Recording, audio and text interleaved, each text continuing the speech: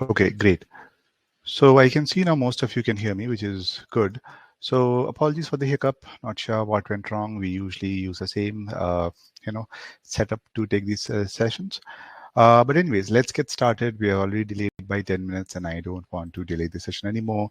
So just let me share my screen quickly, and then we should be good to go. Okay, welcome to the session on right pacing strategy for GMAT. I think this is one of the most talked about, most researched about topic, especially for those of you who are in your final phase of your preparation. And there are quite a few students also who focus a lot on this aspect during the initial phase also. I'm sure you're going to enjoy this session. I'm going to bust a lot of myths in this session. But before I get started, I want to talk about the key concerns that that I'm going to be uh, highlighting in this session. So how many of you, and tell me if you can relate to these kind of concerns, that how many of you are concerned about this thing, that I feel a time crunch towards the end of the test and how should I pace myself? Is those of you who are in the final phase of your prep, I'm sure you might have this question that I'm running out of time in my verbal section. I just have 65 minutes, and by the time I'm at my 60th question, at my 60th minute, I'm still left with 5 or 7 questions. I don't know what to do. How many of you face this kind of situation? Or those of you who have taken a mock, or those of you who have taken an actual test, how many of you have been in such a situation? You can put a yes in the yes or no poll. I'm going to add a few polls in the initial phase of the discussion. Post that, obviously, I will be addressing these concerns. Okay, I can see almost all of you are saying yes in this one. Okay. Great. I'm not surprised, by the way. The second thing is, and this is something, as I told you, you research a lot about this. How does the GMAT algorithm work? What's the adaptive? What kind of adaptiveness is there? What happens in the initial phase? What happens in the final phase? Especially the third part of the question, that I'm scoring poorly because I'm not doing well in the last few questions. And you are worried that if you miss a few questions at the end, what is exactly going to happen? Right? Will my score drop a lot? Will my score drop less? Should I focus more on the initial phase of the question? Right? And finally, the question which is regarding the average time, which is kind of related to the pacing strategy, right? How should I pace? How much time should I give for per question? Should I give 2 minutes equally for each and every question? Um, and obviously, because of these kind of questions that you go in your mind, you end up being in a lot of pressure in the exam also, because you don't know how much time you should give to a question, and how much is leaving a question is affecting your score. So these are the major questions which I'll be addressing, giving you clear-cut answers for all of these questions. And by the end of the webinar, I'm pretty sure that you would have crystal clarity about the algorithm. You'll have crystal clear clarity about how you should, how much time you should give per question, and you'll have clear-cut clarity on how much important is the initial few and the last few questions. Okay, so how am I going to structure this session? What I'm going to do is I'm going to talk about, I'll take a few case studies. These are case studies. These are situations which our experts, our students have, actually faced in the exam. And I believe the best way to convince you, to help you understand whether whatever I'm talking actually works, or whatever I'm talking is actually true, is with the help of using a few case studies. And after I'm done with while I'm doing these case studies, I am going to talk about what should be the right timing strategy for verbal, because I feel a lot of people struggle with this. How you should reduce time per question, what should be done to reduce time per question. Finally, I'll come to the timing strategy for quant, which is kind of similar. Once you understand the timing strategy of verbal, it will be easy for you to understand the timing strategy for quant. And in the end, if you have any questions, I'll be more than happy to take it up at the end of the webinar. Okay. Any other concerns, any other questions that you might have in your mind, which is not there in the previous slide, please let me know. While I'm discussing, I would love to take up those questions. So I'll pause here for a minute before I go into the main discussion. Any questions which so if you're attending the session, I'm sure you might have certain questions in your mind. If you have any, please let me know in the chat box, and then I'll take a look at those questions. And while going through the webinar, welcome, I'll try and address them wherever I find it relevant to do so. Okay, so I'll give you about 10, 15 seconds, 30 seconds maybe to type in if you want to in the chat box, and feel free to ask any questions. Okay, there's no right question, wrong question. Just don't ask a subject matter related question because that's not the purpose of the webinar. But as long as it is a strategy related question, I'll be more than happy to take it up. Don't be too specific about your requirements. Also, like don't ask me questions like you have a 40, 46, how should I reach a 49? Because believe me, those things are being covered. Once you understand these algorithms and the case studies, I think you will have a clear-cut idea of how you need to increase your score. Okay, I still don't see any questions in the chat box, so I'll get started. In case you have anything, just put it in the chat box and I'll take a look in between while I'm doing this session. Okay, so let's start off with how the algorithm works. Okay. Um, I think once you understand how the algorithm works, understanding the rest of the portion becomes very easy. So, but to understand this, I want to ask you a question, okay? And I'll give you two options for it. So, how do you think smart students, and when I'm saying smart students, I'm talking about students who end up getting V40 plus or a Q40, 48 plus. What do you think, what kind of a strategy do they use? Do they use strategy number one or do they use strategy number two? How do they take the test? Do they keep enough time for all questions? Obviously, that's the ideal scenario. But when I say how smart students take the test, I'm talking about the majority of students. I'm not talking about exceptions. There could be a few exceptional students who might even take the test and have some time spare left. But let's talk about most of the students. Which one would they use? Will they keep enough time for all questions, or will they fall short of time in the last 4 or 5 questions? Which strategy do you think? Strategy one or strategy two?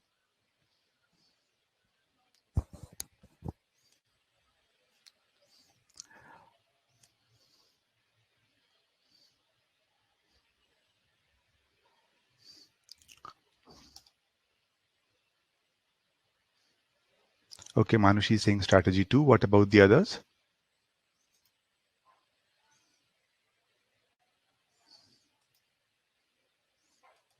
Which strategy would you use? Okay, Sampath says two.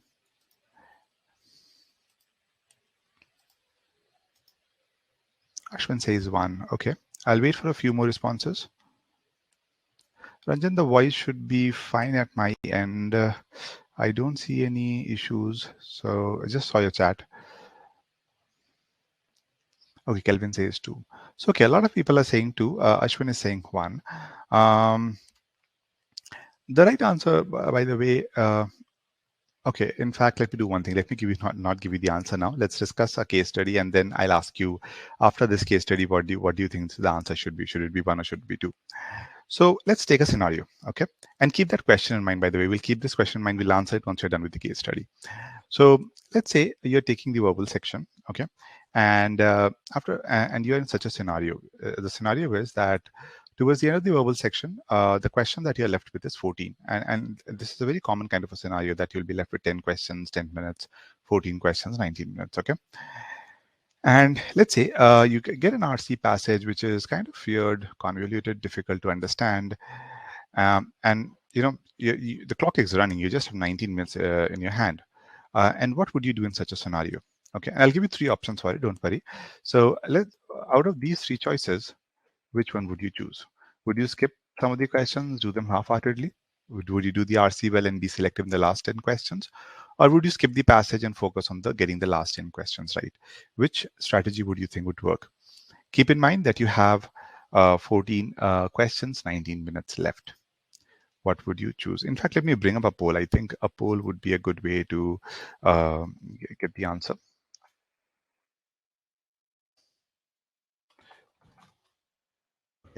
Where the poll? Choose between A, B, and C. I don't want you everyone to get biased on the chat box. I'm deleting the answers in the chat box. Just put your responses in the poll. Which strategy would you choose? 14 questions, 19 minutes.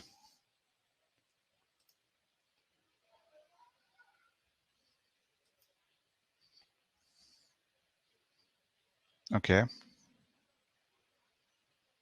Interesting. The good thing is, guys, that a lot of you are choosing the correct answer, which is great. I hope you haven't attended this webinar before because usually the answer is skewed in this case. But okay, let me end the poll and let me show you the responses. 61% of you are saying that you'll do the RC well and be selective in the last question, which is good if you're saying 61%.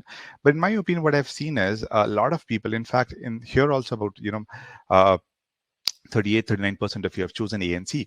And in my opinion, it's almost like a 60-40 split in the opposite direction. What I mean by that is about 60% of you have seen students either choose option A or option C while, when in the exam like scenario. So they panic. And since you panic, then what happens is that you either start skipping questions, read them half-heartedly because you feel that you're obligated, you feel that obligation to complete all those 14 questions. If you feel that obligation, then you would kind of skip or do them half-heartedly. Or some of you might say, hey, my strength is something else, so IRC looks complicated, so let me skip the passage and focus on the last 10 questions. So you might end up choosing option C also. And both these strategies do not make sense. Believe me, if you come up, if you are in such a scenario, my recommendation would be you pause for some time and ask yourself, don't rush. Ask yourself what would make sense. And since I'm giving you the answer now, hopefully you won't have to pause in the exam.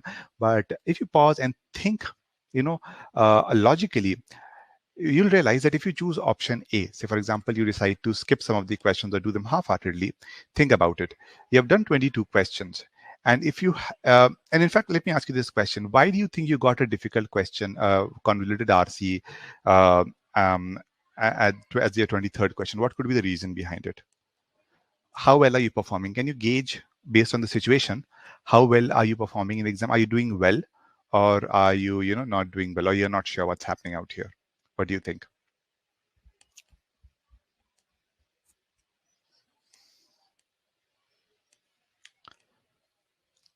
You've got a convoluted RC at this point of time. So when you're pausing for 15, 20 seconds, ask yourself this question. I've got a convoluted RC out here, right? So am I performing well? What could be the reason of getting a convoluted or difficult RC at this point of time? How well am I performing? And what do you think would be the answer for that?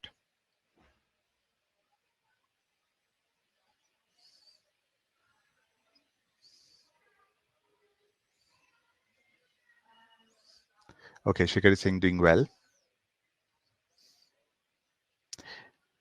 And it makes sense, right? See, think about it. That if you weren't happy doing well, then you would have got a difficult RC as your 23rd question. So if you ask yourself, you realize that you have the 4 or 5 questions that you've got out here. These 4 questions are high value questions. Now you understand a difficult question has a higher weightage in the exam. So since you've been performing so well, you've got high value questions. And if you perform half-heartedly, what will happen? You will not do well in these questions. There's a good chance that you might get all of them wrong. And the weightages of the question that you get post 26, so the last 10 questions would be slightly lower value questions. Why would they be low value questions? Because you did not perform well in the back-to-back 4 to 5 questions that you've got out here. So that is why the difficulty level dropped. And even if you get these correct, understand this point, since the weightage is less, even if you get these correct out here, the score will not move a lot. Okay, you would not hit the V40 or V41 that you're looking for because now you're answering low value questions. It's a very important point. Understand this well. You might say, hey, 4 questions might not make a lot of difference, but it does. You need to make sure that you get as many high value questions correct as possible. Now, if you choose strategy 2, which is do well in the RC questions, think about it. You did 22 questions correct. And since you're good in verbal, you're doing well, it makes sense for you to get these also correct. Now, how will that help you? Think about it. You were doing high value questions. So let's say the weightage for a moment, let's take this as say 10 or something like that. Okay, let's assume that the weightage of these questions are say 10. Okay, let's take 10 out here. Oops. Okay, so let's say the weightage out here is 10. Now, what's going to happen out here is that now the remaining questions that you have here from 26 to 36, they will be even higher value questions. They will be even more difficult. And don't you think that makes more sense? That is a better scenario to be in.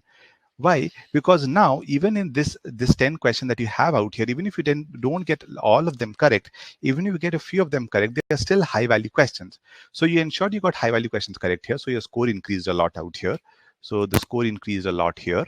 And now in this case, even if you get a few of them correct, that's still okay because you're getting higher value questions. The weightage might be even more, might be 15, might be 20, and that's going to help you even a lot. and that will actually help you increase your score more.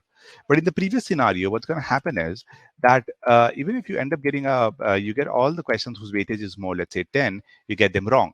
And since now the this would keep on decreasing, 8, 7, something like that. Again, these are random numbers, but the point that I'm trying to make is that if you get more hard questions correct, that will be in your favor.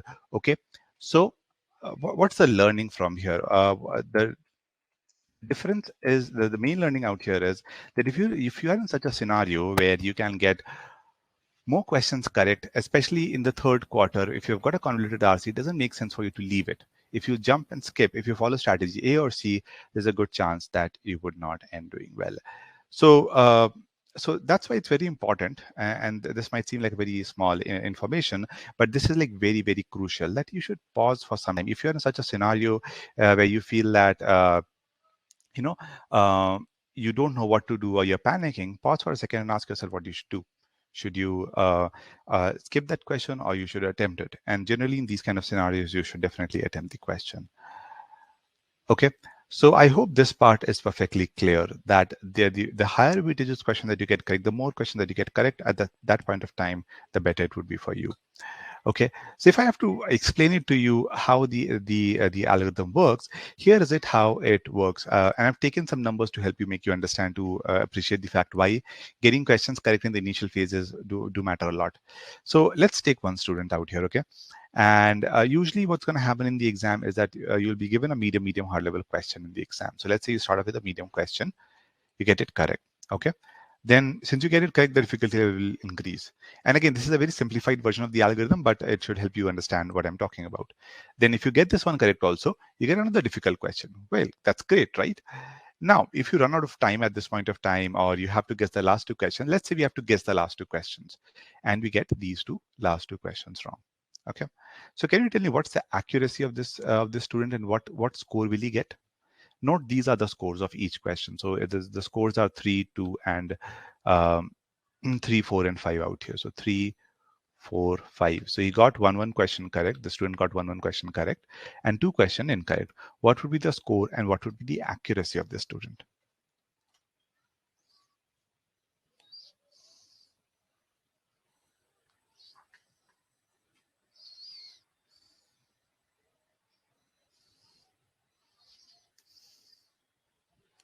Anyone?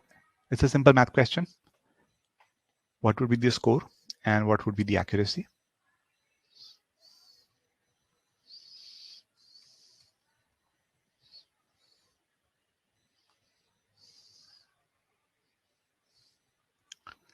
Three out of five, Sampath. Did you find out 3 out of 5? I'm not talking about the weighted accuracy, by the way.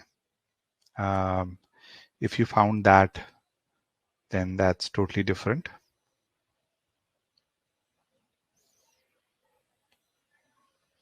I think you kind of found the close to the weighted accuracy, but 3, come on guys, this is an easy question. You got 3 questions correct out of 5 questions. What would be the accuracy? 60%, right? So your accuracy is 60%, and the score that you will get is 5 plus 4 plus 3, right?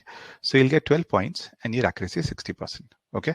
Why 12 points? 5 points for 3 points for this one, 4 points for this one, and 5 points for this one, this question. Okay. So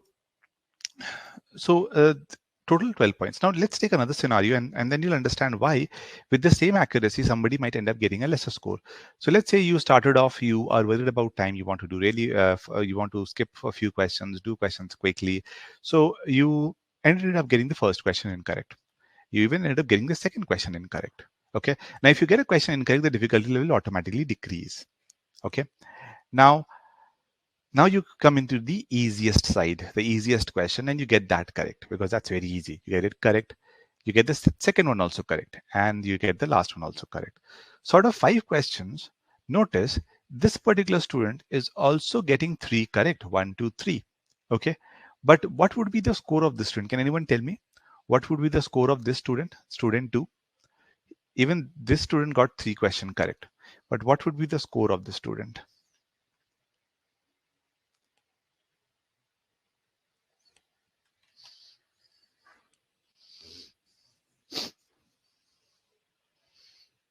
Yes, Uma, absolutely correct. Great. The score would be just 6, right? So a lot of people, they ask me this question, "Hey, can you tell me how many questions should I get correct to get, a V40 or a Q50?" Uh, I hope through this, example, it is clear to you that I cannot tell you how many questions. It depends which question you're getting correct, which question you're not getting correct. And it's very important for you to, the major learning and takeaway that you should get from here is that accuracy is not the right indicator. You should not focus on accuracy because accuracy doesn't give you any clear picture at all. Two people with the same accuracy or with a slightly different accuracy might have a huge gap between them. Notice a difference of 6 points out here. Okay, so accuracy is not the correct measure of your ability. And I'll give you a real life example now. Now look at this example out here.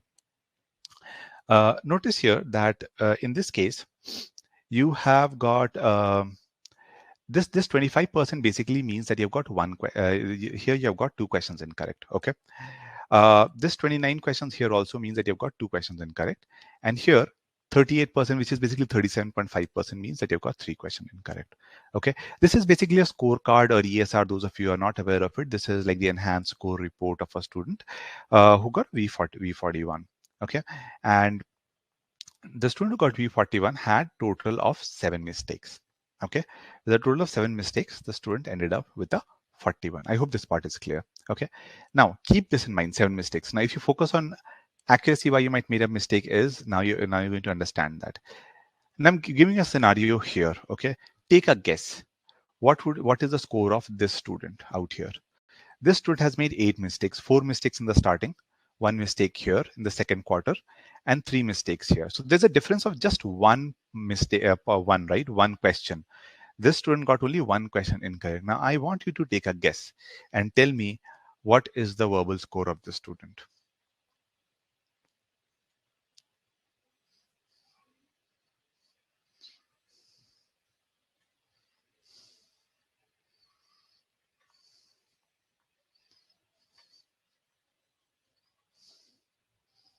Take a guess.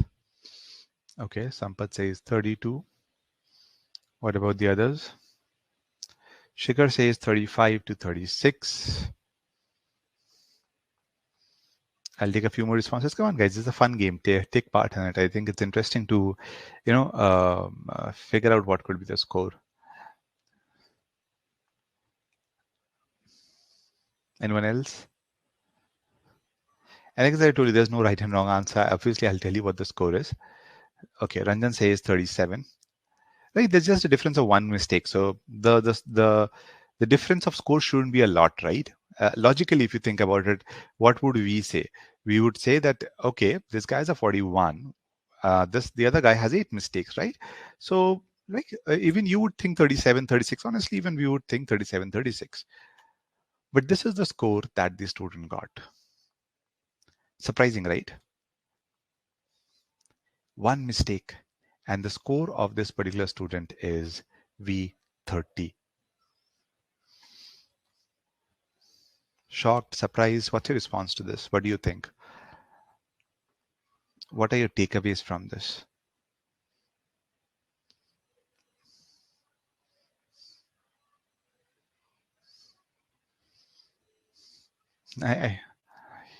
Okay, Sampath says, "Oops, I expected, people to be." Usually, when we see such things, like 3, 4 years back, 5 years back, not now. Now we are kind of used to it.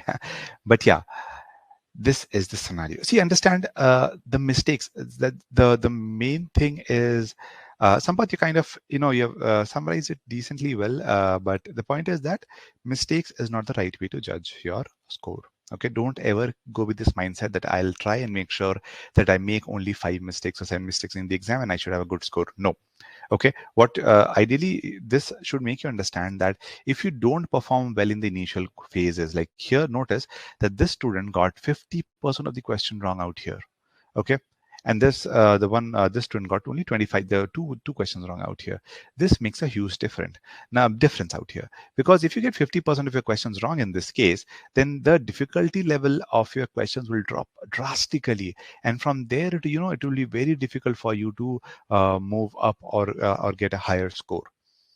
Okay, so the initial few questions, they matter a lot. So I hope the question that you see on the screen, is accuracy the right metric? Okay, I hope you know the answer now. What do you think? Is accuracy the right metric? What do you think?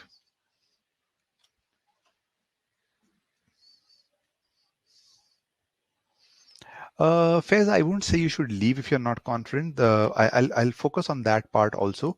The first part that you said is correct. Try to solve questions correct initially. That's absolutely correct. Okay. Whether you should leave or not is something that we'll discuss a bit. Okay. Okay. Sampath says no. Yes. So guys, please keep this in mind that accuracy is not the right metric. Accuracy is not going to help you a lot. The right way to figure out is your skills. Now, this might seem vague. A lot of you might not have heard of, or you might not be aware of what skill means. But when I say skill, what I mean by that is the skill basically means the ability to get questions correct of any difficulty level. You should be at a certain stage in your prep. If you're looking especially for a V40 plus, or or a Q48 plus, then you should have the ability to get any questions of any difficulty level correct. Okay, obviously you will make a few mistakes. That's totally understandable, but it shouldn't happen that you shouldn't be selective, that okay, if I get a PNC question in the starting, I will not be able to answer it, or coordinate, I will not do it. Or if I get a questions of evaluate, or if I get a question on modifiers, I'm not very comfortable with it. Those kind of scenarios should not happen. You should not be in such a scenario where you're selective about the kind of question that you get correct, because if that's the scenario, then you will always, there's a good chance that you'll falter in the exam. So you have to develop that ability that come what may, come what topic, it doesn't matter. I'll always make sure that I'll be able to get questions correct of any difficulty level. Okay, and this is basically the average difficulty level of the student of V30, the one that I was talking about, the ESR that I showed you, where the student made mistakes. Notice that the student, this basically tells the average difficulty level of the correct question that the student got. Notice that it is below medium. Okay, it is way below medium. And since you made a lot of this guy, look at the second quarter. In the first quarter, you got 50% questions wrong. Remember, I told you that here the number of mistakes was 50% in this part. So if you get 50% questions incorrect, then the kind of question that you will be served in the second quarter would still be medium. Notice out here, you're still getting even not medium, less than medium, in fact. Okay, because why did this happen? Because you got 50% of the questions incorrect in the first quarter. But notice the student who got a V41, 2 questions wrong, and look at the difficulty level of the question that he's getting correct. He or she is getting correct in the second quarter. So getting the initial questions correct plays a huge role. Okay, and you can see the difference out here, right? You can see there's a huge gap out here in the second quarter, just because this student could not perform well in the first quarter, or might have panicked, might have wanted to save time, could be for any number of reasons. So, and notice that out here also in the third quarter, you're still getting, even if you're getting a few questions incorrect because they're difficult questions, that's not a problem, because your accuracy is pretty good. In third quarter, in fact, no mistakes at all. Okay, so you got a few questions in here, but you're still being served higher difficulty level questions. So that's the advantage. If you get initial few quarters questions correct, as many correct as possible, you'll be kept on serving questions which are medium, high. Notice you're still in the medium level. You're not going very down the way that the student has gone down. Never had the opportunity to even see questions which are in this level at all. So they never had the chance to score of even a 35, 37. Okay. So what should be the approach? So the next question that you might have in your mind is, okay, I've understood this. So what should be the approach to get a 700 plus? So to get a 700 plus, you understand you need a V40, Q48, 49, those kind of a score to hit the 700 target. So the best way to make sure that you get a 700 plus is to make sure that the algorithm serves you as many hard questions as possible. Okay, how will the algorithm serve you as many hard questions as possible? If you can get the initial, medium, and easy questions correct. Understand, you'll always start with medium questions. So if you can get the initial 4 or 5 questions correct, then the algorithm will start serving you difficult questions. And once you start getting difficult questions, your job is not done, guys. Please understand that that's not the only part. You have to get as many hard questions correct as possible. And how can you do that? This is where the skill thing comes into picture. Okay, you might know the concepts really well, but if you don't know how to apply them properly, you will be able to do well in easy and medium questions, but in hard questions you always falter, because they test specific inference skills, or how well you are with tricky questions with traps. They kind of test on all those things and see whether you're able to pick up those traps or not, and not fall for them. Okay, so summarizing again, keep in mind that number one, accuracy is not the right skill. You should not focus on accuracy. Skill is the right metric to figure it out. Your main goal to get a 700 plus is to make sure that the algorithm serves you as many hard questions as possible. So you need to develop the ability to get easy, medium, and hard questions correct. Because if you don't get hard questions correct, you'll still end up, the graph will keep on going down. And so even if you do well in the few questions out here, then the graph will go down from here. It will come down, and that's not going to help you at all. Okay. So I've kind of we have done a lot of ESR analysis, by the way, and we have tried to try to see how many questions, medium hard questions you are served, how many you get correct, and notice people who get who usually get a V40 or a V40 plus, they're kind of served about a lot of medium hard questions. If you notice, about 15 to 14 medium hard questions are given out here. So your target should be to get as many medium. So you have to develop the ability to get hard questions correct, because if you don't have the ability of getting hard questions correct, you might fall either in the third category or the fourth category. The third category would be that you might be good with medium questions, so you'll end up getting a V35, V34, somewhere around that.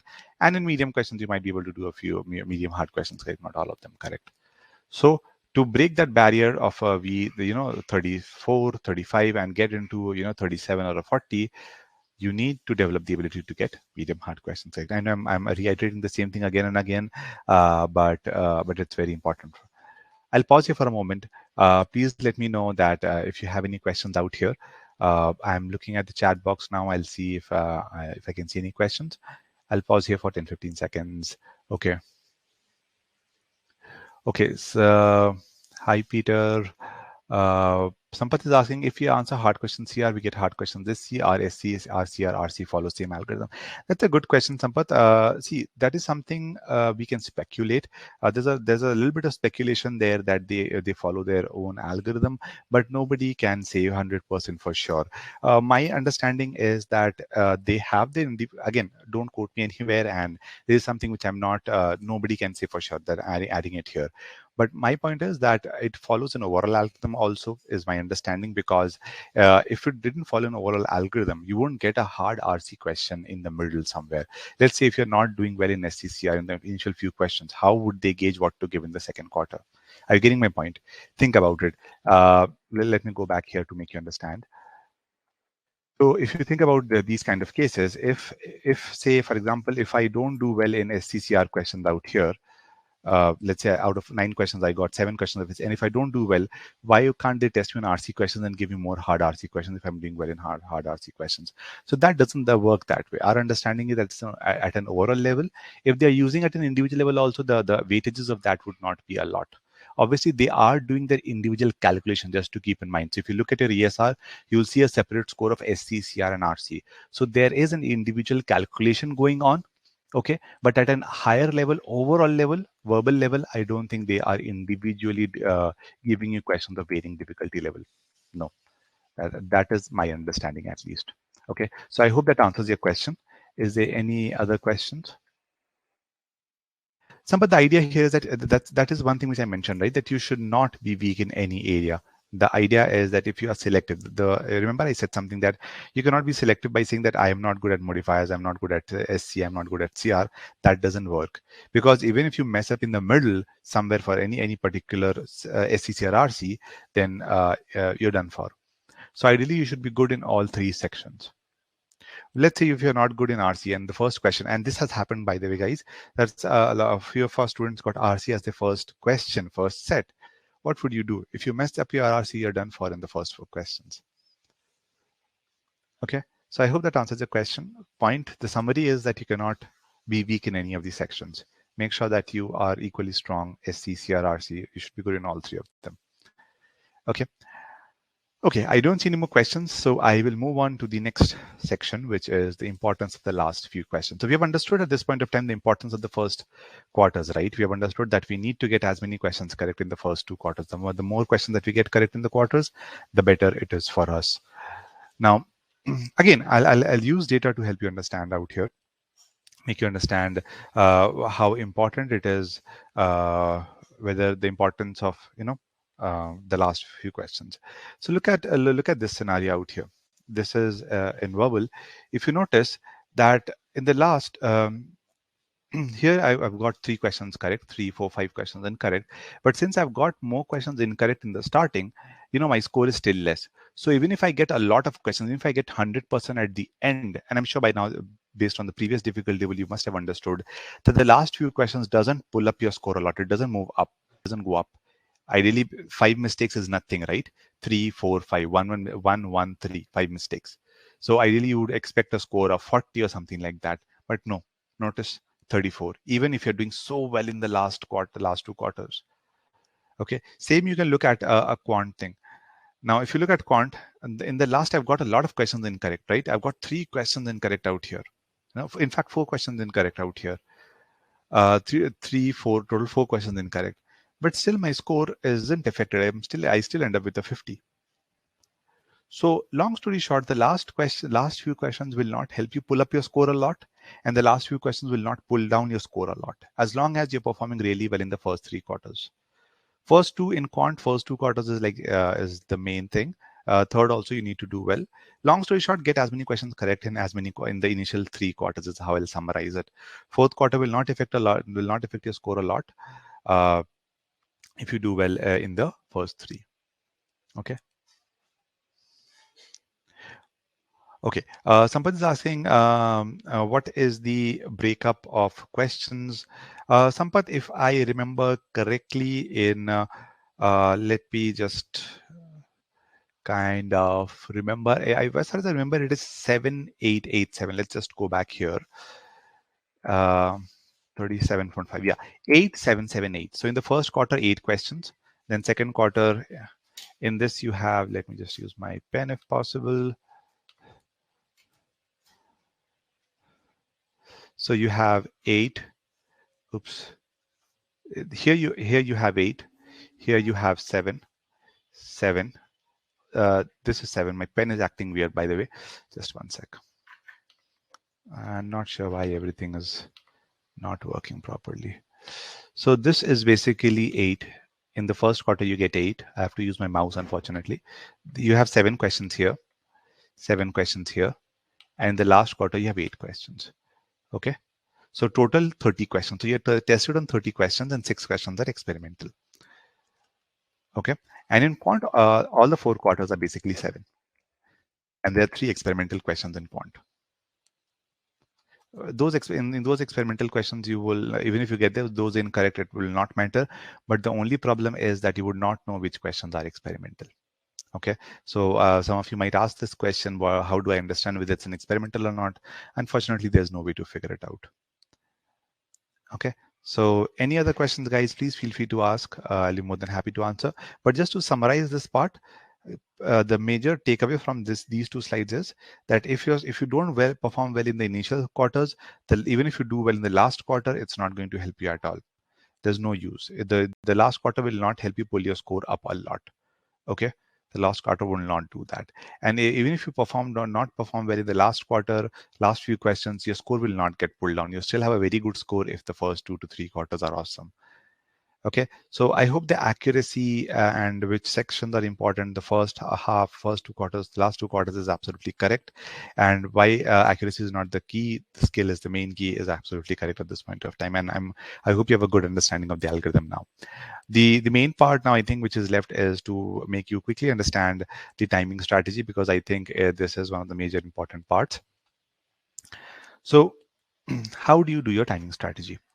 I'll wait here for 5, 10, 30 seconds. If you have any questions, guys, please feel free to ask, because this timing strategy is a different discussion altogether.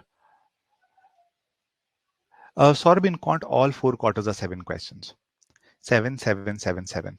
And Sampath, we don't know where the experimental questions will come, just to let you know. No clue at all. Okay. The only guess that we make, by the way, Sampath, is this. If you have to guess it, the way we guess it is like this, that we have 36 questions, right? So we kind of think that you get 1 experimental question here. That's our understanding. You get 2 experimental questions here. Okay. You get 2 experimental questions here. Again, just letting you know, this is our understanding, could be correct, could not be correct. And this is 1 question here, like this. So this is, but in understand this that after ninth question, which two would be experimental, you don't know. Okay, so don't try to overly focus on this experimental part. This is not going to help you at all. Okay, don't try to guess which if this is experimental question or not. That would be my advice because it might backfire. Okay, for quant, all the quarters are basically 7 questions. Here 7, here 7, here 7, here 7. Okay, and there are 3 experimental questions. There could be any in any of the 3 quarters you get 3 experimental questions. Okay. Okay, I see one more question, sir. But if we try to do the maximum question right in the first 3 quarters, then the difficulty in the last quarter would be higher comparatively. Simran, as I explained in the at the starting, that you won't get a lot of questions wrong. Okay, and the idea is the last quarter doesn't pull down your score a lot. Understand that. If I go back here, notice here that even if I get a higher difficulty level question wrong, the score, in fact, this slide, just this one. Think of it in this way. If you're doing well in this one, your difficulty level graph would be something like this. You know, it would, am I using a pen now? Yes, I think so. The difficulty level, oops, the difficulty level would kind of move like this. It will be going up, up, up. It might drop slightly, but you understand the partner is still in the upward direction. And here it might plateau because you're getting 3 questions wrong. So if my point is, don't look at the worst case scenario that you'll get all of them wrong, by the way. Okay, even if you get 3 of them wrong, that is still okay because you're getting 4 questions correct out here. Okay, and if you get these 3 wrong, that's totally fine. That's not a problem at all. And understand it in this way. Let's say the weightage of these questions are say 15, as I was telling before. If the weightage is high and if you get 4 questions correct, is this better? Or if you have the weightage like say 5 or something, because for easy question, let's say you have done a lot of mistakes and you get all of them correct, which one would be better for you? Okay, all of them again is an exaggeration. You'll get a few of them still wrong, but which would be better? It would be better, right, that in the last quarter you have higher difficulty level questions, you're getting some of them correct.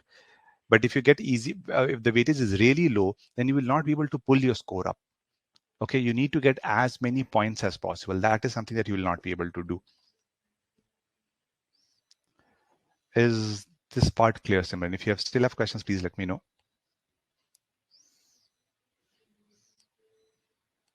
So, and Simran, to summarize, you get penalized more for getting easy questions correct. Okay, you don't get penalized a lot if you get hard questions incorrect.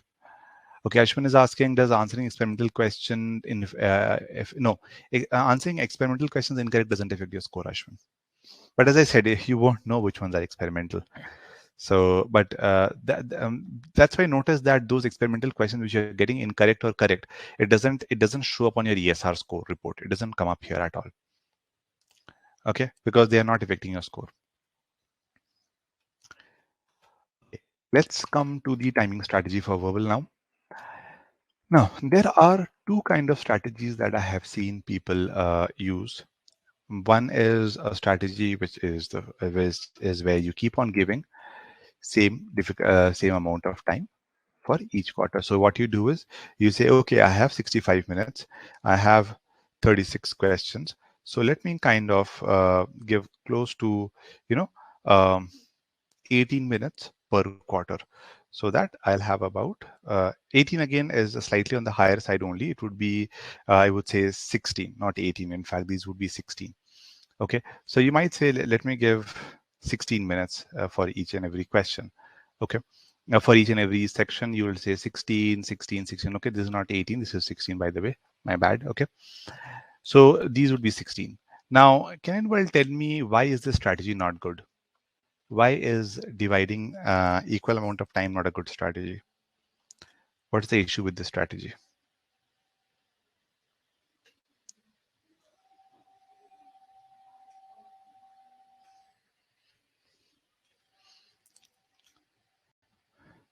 What is the problem using a strategy where you give equal amount of time to each quarter?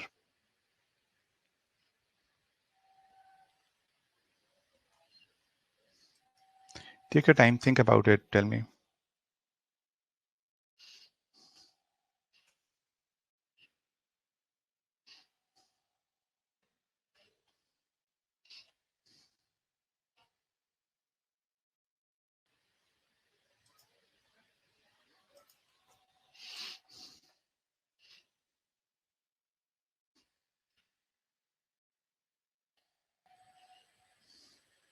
You need to give more importance to first quarters. Easy questions take same time as medium and high, because harder questions.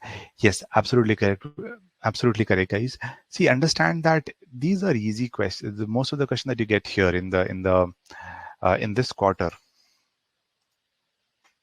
Let me in fact plot all of this. The main point which I want to say here is that in this quarter you're getting relatively medium questions. In these medium questions, you don't need 2 minutes per question. Okay, you don't need that. If you give 2 minutes per question for medium questions, then you will struggle a lot when you come to the second and third quarter, because these are more difficult sections, right? These are more difficult quarters.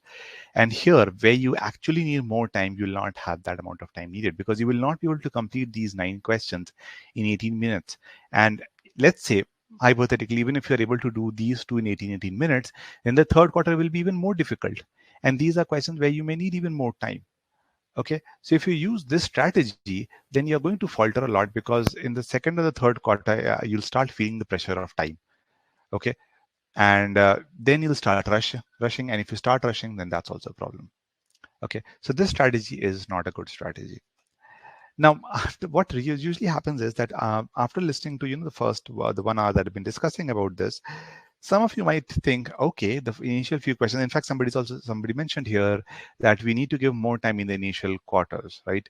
You have to give more in the initial quarters. So a few of you might start giving a lot of time in the first 2 quarters, really a lot of time, like spending 20-25 minutes in the first 2 quarters, thinking that, oh, let me get the first 18 correct. If I get my 18 correct, then that's it. But then think about the last 2 quarters. You'll be really, struggling for time, because if you end up spending 50 minutes for the first 18 questions, what are you left with? You're left with 15 minutes and 18 questions. Okay, you're never going to be able to complete it at all. No chance. So even if you and keep in mind that I'm talking about this, keeping in mind the strategy that you're looking for a V40, V37, because you need to still complete the quiz, right? You need to complete the test. And here also you'll start struggling.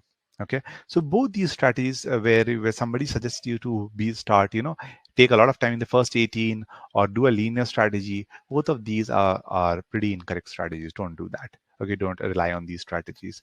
Ideally, what you should do is you should have a variable kind of a strategy for all the 4 quarters. Okay, so in the initial first quarter, the question that you'd be getting would be easy, medium. So there, the amount of time that you should give should be slightly less than the average time. So on an average, you have 1 minute 50 seconds per question. But the first quarter is something where you should be good enough to solve questions slightly better than lesser than 150. So ideally, you should spend 1 minute 40 seconds or something like that to solve the question in the first quarter. Do those quickly. Okay. Second quarter is where the difficulty will increase slightly. So there, obviously, some questions you'll be able to do in 1 minute 50 seconds. Some you'll need about 2 minutes, 2 minute 10 seconds. So average out, you should be spending about 2 minutes per question in the second quarter. Third quarter is hard. Most of the questions would be hard only. So you give 2 minute 20 seconds there. And if you really ace the first 3 quarters, then the last quarter, even if you give 120, be a little selective in the last quarter. That's totally okay. That's not a problem. So even if I have 9 questions and I have about 1.3 1.4 minutes left per question, which is like about 10 minutes left. Okay, think in this way. Even if you have 10 minutes left and you have 9 questions, that's not a problem, because you need to be selective and you need to get about 5 6 correct and leave the remaining, or get even 5 correct, which still gives you 2 minutes per question. That's totally fine. Okay. There are certain baselines which we ask people to look at. Again, these are not set in stone. Okay, but on an average, this is the amount of time that you should be keeping per question for SCCR-RC. So while practicing SCCR-RC questions, this is the average timeline that you can try and maintain. If you maintain this, then overall you should be able to average out. Okay. Also keep in mind, you need to pace up and down. That's important. So areas where you feel that you're good at. Uh, um, and this is something that you might have experienced also, guys. Let's say there's a particular section that you're good at, right? Say, for example, you might be good with very good with strength and weekend strength and assumption questions. Say, so if there's a certain area that you're very good at, or say you're very good with tenses or comparisons, if you think that in areas that you're very good at, you'll be able to solve those questions very quickly. Okay, so try and see if you can save time there. Okay, so my point is, wherever in whichever areas that you're good at, you try and do those questions, slightly faster, because you can get those correct, because they are strength. And areas where you feel that, okay, I'm not that good at, so I'll spend a little bit more time on the weak areas. Like, for example, you might be very good with SE. You might be able to do a few SE questions in 1 minute, 10 seconds, 1 minute. So whatever extra time that you save, you might maybe use it for RC, because you might be a slow reader and you may need more time to read. So whatever time that you save in SC, you might be able to use it in RC. Okay. So try and whenever you're practicing individually, try and see if you can devote the right amount of time for the each individual difficulty level. So easy SE, all SE questions should not take 1 minute 30 seconds. An easy one should take maybe 50 seconds. A hard one might take 1 minute 40 50 seconds. That's okay, as long as you are being able to average it out to 130. And this is the last part, is very important, guys. This should happen naturally. If you practice a lot, after a certain point of time, you will be able to gauge the difficulty level and solve the questions, as per the difficulty level. So you might be able to do quickly, and you might be able to do some questions taking more time. Okay. I hope this is understandable. Okay, I can see a few questions out here. Simran is saying we are not giving enough time to make the first. No, Simran, we are giving enough amount of time. Understand, for easy questions, how would you define enough time? First of all, understand, enough time is defined based on the kind of questions that you're getting. So if you're getting easy and medium questions, they need just 1 minute 40 seconds, 1.5 minutes to solve questions. Okay. Now, the moment you start worrying about that, no, I have to get it correct, then you are kind of falling into this strategy, the second strategy. You are kind of thinking in this way. So if I have to get it correct, I'll give more time, I'll give more time. And that is where you'll fall for the trap, and you might not have enough time left for the third and fourth quarter. This part is very important. The last part that I mentioned is that you should be able to devote right amount of time for each difficult level. This part is very important. Okay, so if I'm getting easy medium questions correct, why should I spend 2.5 minutes in the first 10 questions? I don't need to. Okay, I hope that answers your question, Simran. Ayush is asking, how does GMAT penalize you for leaving last three unanswered? See, there's no question of leaving any questions unanswered. So let me add this, guys. Never leave a question in the exam at the end. Never. That's non-negotiable. If you are left with, say, 1 minute and you still have three questions, guess those three questions, mark it, because GMAT penalizes you a lot more if you leave a question unanswered than marking something randomly. Okay, so this is another important takeaway. Thank you for asking this question, Ayush. So I hope this is perfectly clear, and leaving a question is not an option at all. Okay. Anyone, any other question? So once again, I'll reiterate this part, that we need to give enough time for each question, and enough time is being decided based on the difficulty level. Don't think, don't fall for the trap of thinking that I need to give more time. Okay, there's a difference between giving more time and enough time. Don't give more time. Don't give time more time.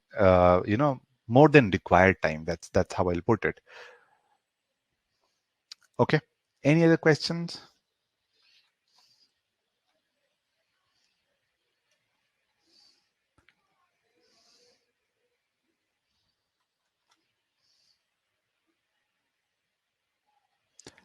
Yes, Saurabh, it does matter how much time you take for understand, it's a timed quiz, right? So I have to make sure that I am solving questions well within the time limit. Because if I don't worry about that, then all this discussion would be futile. If you take 4 minutes solving 3 minutes solving a particular question, you'll not be able to complete the quiz, right, Saurabh? So yes, timing is important. How much you take for a question is important. Now, don't again, just to add here, because some people might get overly focused on each and every question. Don't do that. What I mean to say here is that with enough practice, okay, with enough practice, you should be able to solve questions with the right amount of time. Okay, Saurabh is asking, does it affect the algorithm? Good question, Saurabh. Nobody knows. Nobody knows this. No. Nobody knows whether timing is taken into account or not. That is something which is not clear. Again, if you ask as per experience, as per whatever we have seen, then we have seen no indication that timing affects your score. It doesn't. That is what we have seen. Okay. No, that is something we haven't observed till yet, as of now. Because if that would have been happened, sort of think about it, people would have then got easier questions in the next quarter, right? If you take a lot of time and you get the first 9 questions correct, then if timing would have been taken into consideration, then the second quarter we would have seen easier questions, right? But we have never seen any indication that you end up getting easier questions in the second or the third quarter if you take more time. So which leads us to believe that timing doesn't affect. Okay. Now, but we still need to optimize for time, by the way, because obviously we need to complete it well within the time limit. So the way we improve or identify where we need to work is, see, there are basically two major reasons because of which you might be taking more time. One is the very obvious reason which you can see on the screen is that there could be a problem with a particular concept. And I've seen people spending a lot of time in bold-faced questions.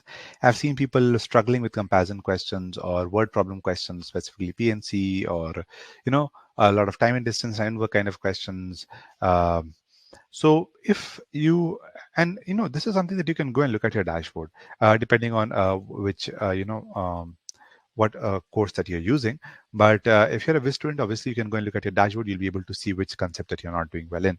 But look at where your score is, say, less than 60% or something like that. If your skill score is less than 60% in a particular topic, there's a good chance that you may need to work on your concept also.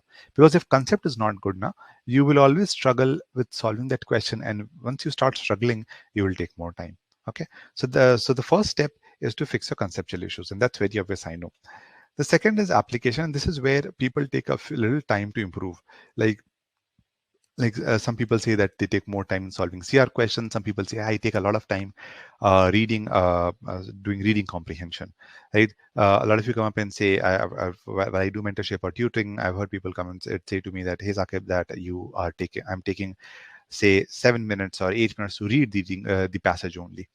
Okay, and if that's the case, then obviously you need to work on your reading skills also, right? Because if you cannot read properly, then you will not be able to solve the questions of you will not be able, or some people end up saying that I have to go back to the passage again and again. So that's an application based issue, that you haven't you haven't understood the passage really well, and then you're going back and again, back and forth to solve the question, where you end up wasting time. In CR, I've seen people not understanding the whole crux of the of the stimulus. So they just read it and they jump into the answer options. Now, if you do that without even understanding the stimulus properly, there's a good chance that you'll keep on doing back and forth, wasting time. Okay, so you'll have to learn the right process. When I say application related, what I mean out here is that you should know the right way of solving question, right way of approaching a question. If you don't do that, you'll have a problem. Okay, so let's understand this. How do you work on your concept related timing thing? Okay, this is obviously, I mentioned it before, but I'm putting it in a stepwise manner so that it is perfectly clear on how you need to do it. Obviously, the first step is to review the concepts, go back, learn the concepts again, then start off solving questions, like about 10-15 questions, and try and understand where are you taking more time, why are you spending more time, what is it that you're still not being able to grasp. Okay, and try and work on that specific issue. Like for example, in SC, somebody like someone may face this issue that you just read it very quickly and you start comparing the answer options, looking for differences in the options. So that's a wrong way of solving question. Okay, or when you're reading it, I've seen people not being able to identify subject verbs properly, or they're missing out on a list that is given in the question, in the sentence. Once you identify that, hey, that whenever I do a SC question, I end up not identifying the subject properly, or I don't end up looking at the list properly. Okay. And a number of issues like this, or you could not understand what kind of a modifier is it, or what is it modifying. Okay, so if you're facing those kind of issues, then you need to go back to the concept once again, revise it, come back, and then focus on that particular aspect only while solving questions. So you do 30, 40, 50 questions in sets of 10 and focus on that particular issue. So if you're facing a modifier issue where you're not being able to identify what, the modifier is modifying which modifier and which entity, then you do modifier questions with the specific focus of getting used to identifying modifiers and their modified entity. Okay. So that way, what's going to happen is after a certain point of time, it will become second to nature for you. And I'm giving a verbal example. The same goes for Quant also, by the way. So if you're struggling with, say, inequalities question, because I've seen people struggling with inequality questions, the concept. So what you do is you go back, you look at what kind of concepts you don't understand. So for example, if you don't understand how to work with absolute inequalities, review the concept, solve questions, and see what kind of mistakes you're still making, and actively try and work on reducing those kind of mistakes by solving 30, 40 questions of the same type till a point where it becomes second to nature for you when you're solving that particular question. Okay, it's hard work. Honestly, it's hard work, but it you know you'll it's very effective. It works well. So I would really would want you to focus on that. Okay. Now, when you're working on your application, just to give you an example, what I have seen people do is they, as I told you now, that you read the question stem very quickly. You have a very rough understanding of it. Okay. Then you start eliminating options, right? Very quickly. You say that, okay, this might be correct, this might be incorrect. And then you get stuck with two choices. This is like the one of the most important, well, not most important, most frequent thing which students come up and tell me, I was stuck between two options and I chose the incorrect one. How many of you been in such a situation, guys? How many of you have been in such a situation? You're solving questions, you eliminate two, three very quickly, and then you're stuck with two, three answer choices. I'll bring up a poll because it's a very interesting question. How many of you have been in such a situation? You read a question stem, had a good, decent understanding maybe, and you're stuck with two to three choices. What do you do after that, by the way, when you're stuck with two to three choices? What do you do?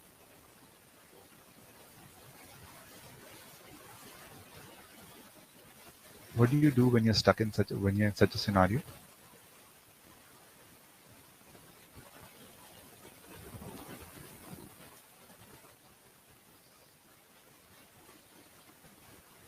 Shikhar 6 may makes a guess. Okay.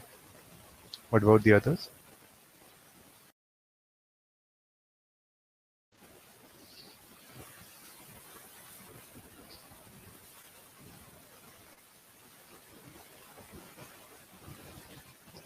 What else do you do?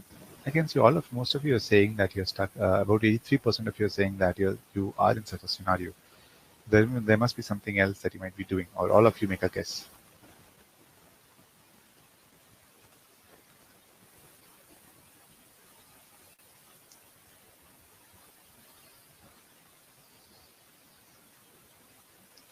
Fayaz is read them to find the error. Okay. So I need these two things. I was waiting for somebody to say it. But yeah, you kind of do this only. You reread the question, you read the answer choice multiple times, and at the end of the day, since you're running out of time, you guess, mark something, some answer, and you move on. Okay, this is the typical pattern which everybody uses. You want to read the question stem very quickly, so you spend 20, 30 seconds on it. Then you eliminate very quickly, taking 20, 30 seconds. You're very happy with yourself. You're saying, hey, in 1 minute, I'm down to two choices, right? It's a very good scenario to be in. But you don't realize that once you're stuck with those two choices, you sit and, you kind of contemplate what to do. Should I mark this? Should I mark that? So either you might move from this step to this step. You might simply take a guess. If you're doing that, you're still saving time. But some of you might go back and reread the question stem, answer choices once again. You might feel, hey, I might have missed something, so let me go back and read it again. I might get some hint on how to get rid of these choices. And you notice at the end of the day, you end up spending 2.5, 3 minutes. Okay. Why are you doing this? Because you're worried about timing. Okay. You're worried about timing, so you feel that you should do that. But that's a wrong approach. Please understand. Reading question stem quickly is a wrong approach. And you're doing this because you're worried about timing, which you shouldn't. As I told you, if you work on your application properly, you'll never be in such a scenario. Okay. And how you need to do is, in fact, let me go to the next slide here. Oops. What you need to do is that you need to understand the right way of solving the method, right approach of solving the question. I know this sounds monotonous. It sounds again that this won't work, but it does. Remember that when you started doing multiplication addition as a child, I'm very sure that none of you were comfortable with it, especially fractions and all, right? Hated it. What's the use of doing those kind of things? You took some time to do it. When you started doing, divisions, taking carryover, they're converting it to decimals. All of those are hard work. There's hard work, right? But over a period of time, you got used to it. I know we don't have a full year to do it, but but keep in mind that if you keep on repeating a process for 7 days, 10 days, again and again and again and again, that is more than enough. After 7 to 10 days or max 2 weeks, you'll realize that you are now used to that process. So don't use a shortcut. It's not going to help you understand the methods. If we have told you that in CR do pre-thinking, if you're not doing pre-thinking in CR, at least make sure that you understand the question stem well, the stimulus well, and understand all the different parts of the stimulus. You have to do that. You cannot just read the stimulus of the CR and move on eliminating the answer options. Not gonna work. Okay, you cannot just read a SC question very quickly and not identify the subject, the verb, the tense, the modifier. If you don't if you miss out on all of these and you just jump right to the answer options, you'll never be able to do well. So you have to understand the method for each and every section, be it quant, be it verbal.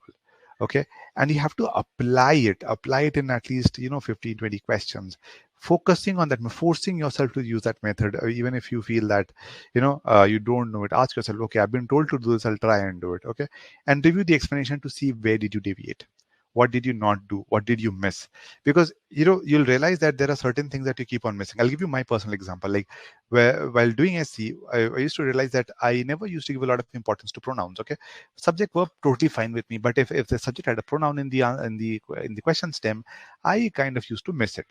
But when I read the explanation after 3, 4, 5 explanations, I realized, hey, I have a habit of missing this. I was good at identifying modifiers, but I'm missing a very trivial thing, and because of which I'm missing out on some option.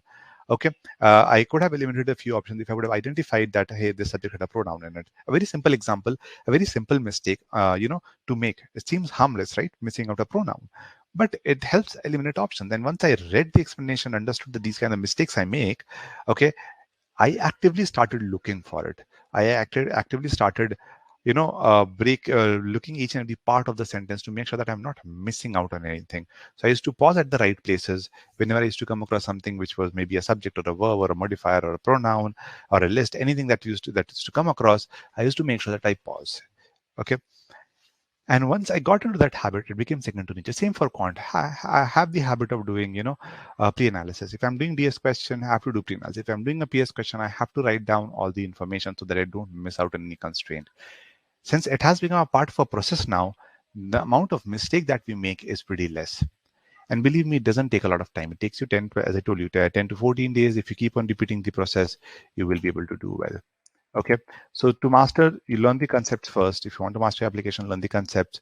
Practice 30, 40 questions using that approach. Review the solutions really meticulously, okay? And then internalize the process. So to internalize, once you review the solutions, you'll be able to internalize the process. Once you internalize the process, this part which you're worried about, time, how will I reduce time? This will automatically reduce. How will this reduce? Because you don't have to go back to the question again and again.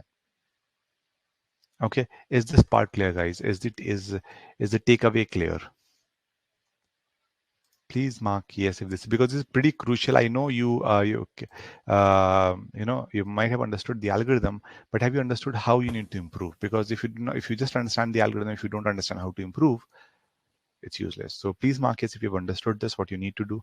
For concepts, pretty simple. Go back to the concept, do 10, 15 questions, see what kind of mistakes you're still making, what concept is still not clear, revise it, and do 30, 40 questions more. For learning the application, approach is important. So force yourself to use the approach. Review the solution to see what are you missing in your approach, and actively, try to incorporate while you're doing the next few questions. Okay. If you repeat this process for 7 to 10 days, you'll see a massive improvement in it. Okay. And this is one case. In fact, Akshat improved, by 80 points in just 24 days. So he was a student. He started his GMAT prep with us. Gave the GMAT first time with us only. He had a 650. It's not that he improved. He did his whole preparation in 24 days. It took about 4 months to prepare, but the first 650 when he got, we kind of sat with him and understood what are his weak areas. Okay, we realized that CR is his major pain point, and he had an anxiety issue, poor timing. So and look at it, he messed up his time. Same strategy. Some of you are saying, I need to give more time in the starting. See the drawback of this. If you end up giving more time out here, this is what's going to happen. You might panic a lot later on because you'll be running short on time. So see, he had a decent accuracy out here. But since he gave a lot of time in the first quarter, everything got messed up. Okay, so this is where we kind of, sat with him, thought what can be done, and we decided to fix his issue. CR was his main issue, and RC was something that he had improved at. We need to improve at, and seen in 24 days, he managed to do this.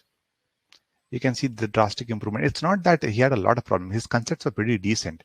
He was just not applying it in the right way. He was not following the right approach because of he was taking more time, and since he was taking more time, he wasn't being able to score well. So he fixed his application issue. We did not tell him, go back and learn the concept again. Doesn't make sense. He knows the concept. So he worked on his application. So wherever he wasn't doing well, we focused on that and improved. So we improved his understanding of. So if you, I'm not sure how many of you have seen a CR concept. So we teach a few, very pretty standard way of pre-thinking. We know that a lot of there are a lot of frameworks that you can use to solve pre-think very quickly. So there are a lot of plan goal kind of questions. There are a lot of causality based questions. There are quant based questions where you can think in a very structured way to pre-think. So we worked on that particular issue, and we make sure we told him that you learn those frameworks properly. Once you've understood those framework properly, it becomes really easy for you to uh, solve questions using that framework. Solution review in depth is something that we told him to do. We also understood what kind of answer options that he was marking, what kind of mistakes that he was falling for. So, for example, if you're marking an out of scope answer again and again, it is pretty clear that you haven't understood the stimulus at all. So, understanding that particular pattern is very important. These are things that we track at our end, by the way. That's why we are able to give those kind of feedback. For each and every option, we track whether this particular answer option is irrelevant, this is out of scope, and we looked at each and every option and told him which ones he was marking frequently and where he need to work at. So once we revisited his weak areas, once we fixed his issues, it was pretty easy for to reach that particular score. In fact, if you want to listen to his um, success story, I'm just sharing the link. You may want to see what worked for him, because I've shared the link. Do look at it in your spare time. It's a pretty interesting success story. Okay, as far as to reduce the exam anxiety is concerned, see, understand, we never ever, I've seen people come up and tell me, I have 1 month, I need to get 700. Tell me what to do. Now, in those cases, what you're going to do is you're going to spend a lot of time studying, and that creates a lot of anxiety. Okay, so take enough time to study. That's very important. Plan it out really well. That okay, these are the things that I need to complete. This is the right amount of time that I may need to study.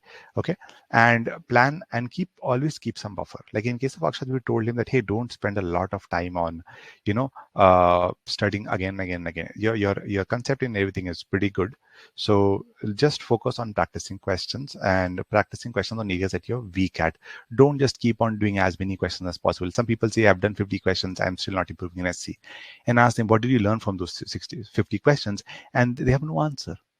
So it's always quality over quantities that we suggest. We never tell, hey, keep on studying a lot. Okay. Also make sure that you distancing oneself in understanding application. So if you want to reduce exam anxiety, make sure that you understand the application related errors properly and you fix them. Okay, don't distance yourself from that. And you need to take breaks. I've seen people burn out. After 10 days, 50 days, they'll say, I'm pretty burnt out. What should I do? So in such cases, take time. It's okay to take a break of 1 day, 2 day, even a week if you feel that you're literally burnt out, but do that. If you do that, the score improves. And this happened in the case of Akshat. He managed to, completely turn around, and just want to show you his ESR again. Notice this was his ESR. Notice that a lot of mistakes here, right? A lot of mistakes here. Now notice the same thing when he is finally done with his exam. Reduced his timing anxiety, reduced. Okay, so timing also came down, accuracy also kind of maintained. Okay, so that is something that you need to do.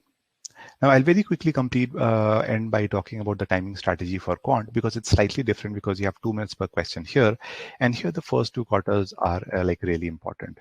Okay, so in quant, if you notice these 2 sections, these 2 ESRs that I have here, notice that the first 10 questions are really important. Notice that in these 2 cases, the only difference between these 2 ESRs is just a matter of one question. One question here and one question here. This guy got all of the questions correct here. This guy made one mistake. And because of that one mistake, there's a drop of 2 points.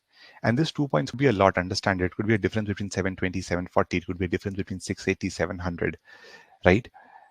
So a lot of people end up by not getting a 1 or 2 point just because they made a mistake in the first quarter. So in quant, it is like really important to do well in the first 2 quarters. Make sure that you give your best. In verbal, it's almost close to 3 quarters, honestly speaking. But in verbal, in quant, just the 2 quarters is where the most you'll see the difference in the scores.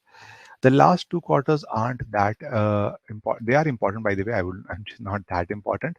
But if you notice, these three SRs would give you a very good understanding that even if I do well in the first 2 quarters, look at this. Okay, the number of mistakes that I've made here is how much. In fact, let me just write it down. This will give you a good idea. I've made 1 mistake here, 2 mistake here, and 3 mistake here. So total 6 mistakes, right? So I've made mistakes 2 here, 3 here, and 4 here. 9 mistakes, right? And here I've made how many mistakes? My God, that's a lot. This is like 6 mistakes, right? 3 mistakes, 2 mistakes. So I've made 11 mistakes here. Okay, I've made 9 mistakes here, and I made 6 mistakes here. But notice, since most of the mistakes were in the last 2 quarters, the drop in the score is not a lot. So the difference in the score is of just 1 or 2 points. Okay. So the major learning and takeaway is the last 15 will not overly affect your score a lot if you manage to ace your first 2 quarters really well. Okay. Is this part clear, guys? Okay, this is again very important.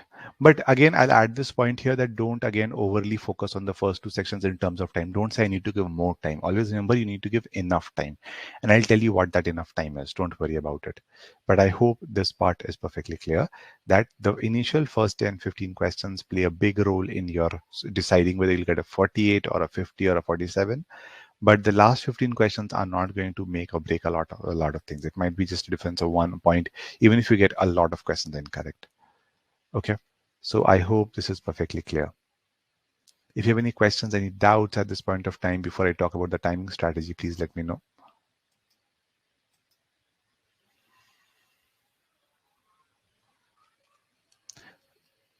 Please put in the chat box. So I'll just summarize it very quickly.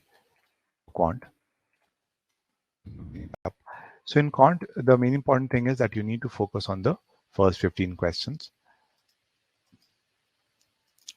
And you have to maintain a decent accuracy in the third quarter. So again, adding this point that it's not that you need to, just do anything in the third quarter.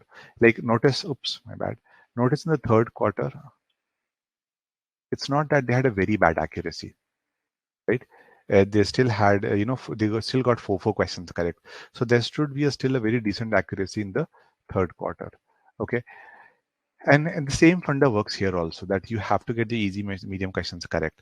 As I told you, a lot of students come up and ask me, can I leave PNC? Can I leave coordinate? Can I leave, inequalities? The answer is no. You cannot leave anything. You should be in a position where you know how to solve easy and medium questions of all topics. And ideally, if you're looking for a 50, then at least for all the topics, you should be fairly decent with the hard questions also. The idea is to make sure that you don't make consecutive mistakes. You should try and avoid that. Okay. And you should never leave. This is something we discussed with verbal also. Never leave any questions uncorrected, unattempted. And try and guys, this is important that you need to try out these strategies. So whatever I've told you now at this point of time, this is something that you need to try it out.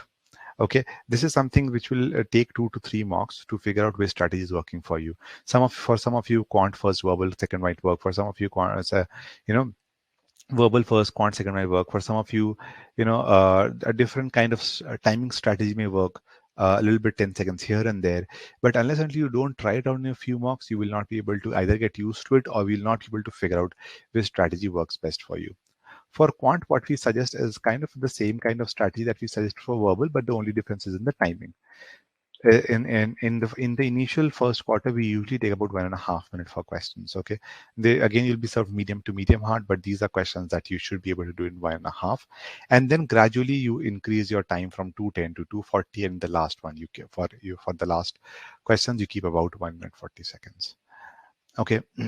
So the first takeaway is still the same, that you need to give the right amount of time. Again, enough time is where the key word here, not more time. Okay, and you need to be able to be selective in the third and fourth quarters. This is where the art of skipping will come into picture. Some of you, I think someone mentioned that we can skip questions. Skipping is okay when you are in the third and fourth quarter. The first two, it's ideally you should not skip unless until you are really not sure, no clue at all, 0% clue of what to do in the question, only then you should skip it. Otherwise, the first two is where you should be able to attempt all of them. In this third and the fourth quarter is where you may decide, you may take a call that, hey, I don't want to do this question. Okay, don't fall for traps. In like in DS questions, you'll notice there are a lot of questions where in the first 4 5 questions you might feel, hey, this is a very easy question. The answer seems like easy. Let me mark it. There's nothing to do here. If you feel that way, now pause for 10 15 seconds, guys. Look at the individual statement and ask yourself, hey, am I sure that individually might not get the answer? Because there is a very good chance that there might be a C trap set in the question. Believe me, either a C or a E trap. Okay. And lastly, if this is something which is recommended for only those people who are slightly quick while doing their calculations.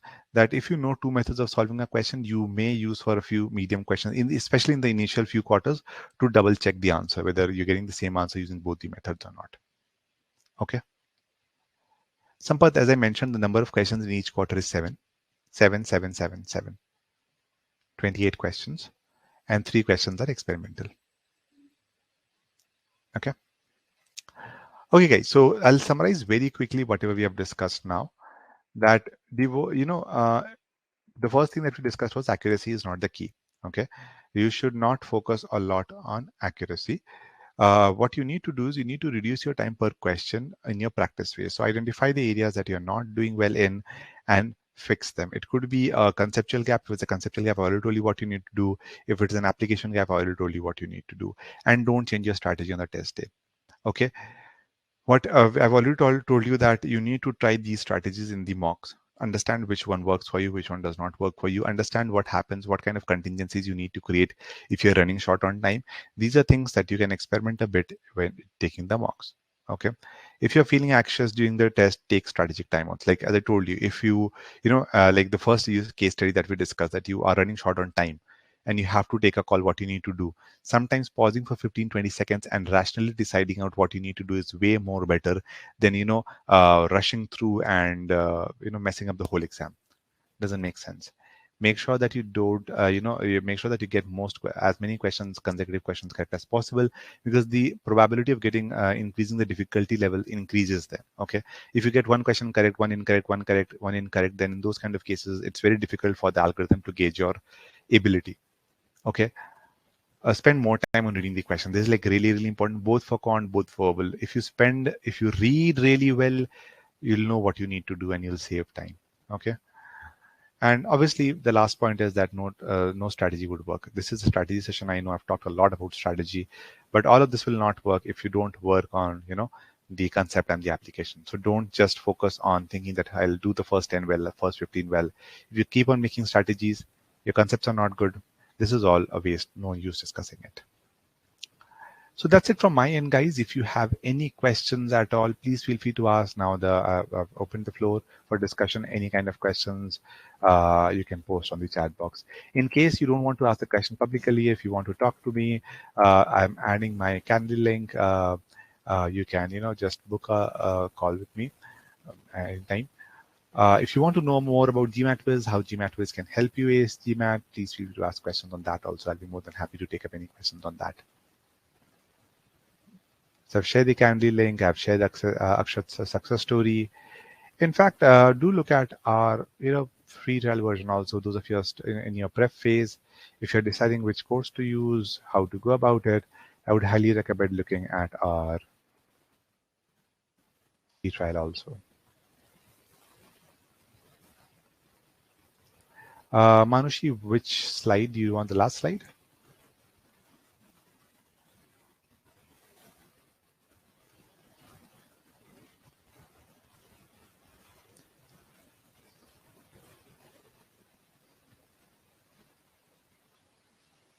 Okay, any questions, guys?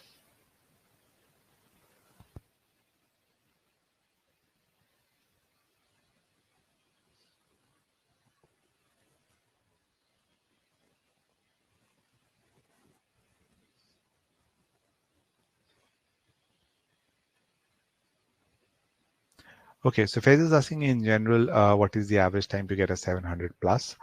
Faiz, it depends on the ability, by the way. Some people are able to do it in, if you have done some recent preparation, you may be able to ace it in 2 months.